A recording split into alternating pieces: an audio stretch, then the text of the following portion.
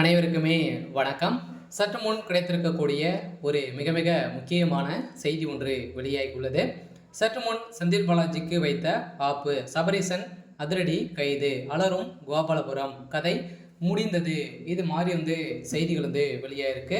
So ஏற்கனவே அனைவருக்குமே தெரியும், தமிழகத்தில் டாஸ்மாக் நிறுவனத்தில் நடந்த ரெய்டின் அடிப்படையில் திமுகவுடைய தலைமையகம் அதிரடியாக வசமாக சிக்கிக்கொண்டு தவிர்த்துட்டு இருக்காங்க இல்லையா.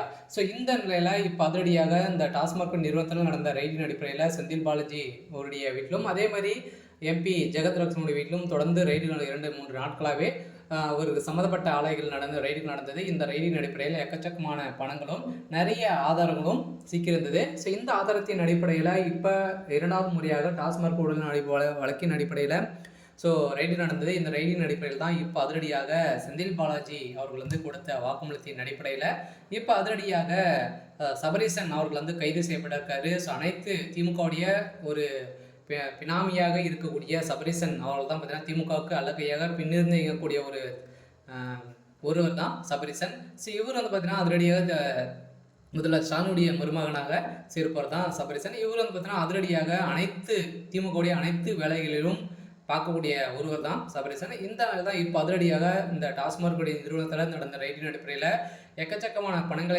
கொள்ளையடித்தாங்க இல்லையா. ஸோ இந்த பணங்கள் அனைத்துமே இவருடைய கையில் தான் கைமாறி இருக்குது அப்படின்ற மாதிரி இப்போ கண்டு இருந்திருக்காங்க.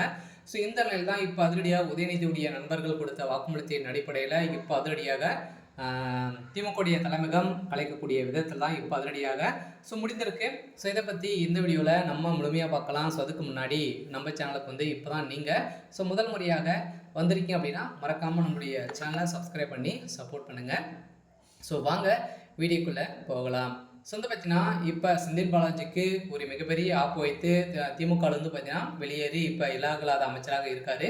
ஸோ இருந்தாலுமே இப்போ பார்த்தீங்கன்னா அவர் விட்டு விட்டு திமுக அறிவாலயம் பார்த்தீங்கன்னா அதனுடைய வேறு ஆட்களை பார்த்து செந்தில் பாலாஜி அவர்கள் நல்ல வசமாக சிக்க விட்டு வேடிக்கை திமுக வேடிக்கை பார்த்துட்டு இருக்கு அப்படின்னு தான் அனைவருக்குமே தெரிந்தது.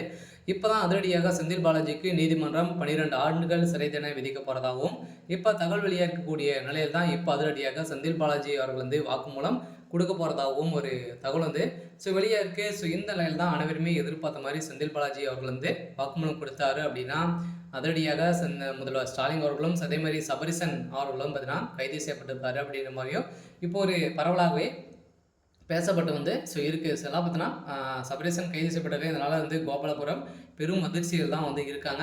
ஸோ இருந்தாலுமே என்ன நடக்க போகுது அப்படின்றத வெயிட் பண்ணி பார்க்கலாம். ஸோ இது மாதிரி செய்திகளை தெரிஞ்சுக்கணும் அப்படின்னா மறக்காமல் நம்மளுடைய சேனலை சப்ஸ்கிரைப் பண்ணி சப்போர்ட் பண்ணுங்கள். தேங்க்யூ.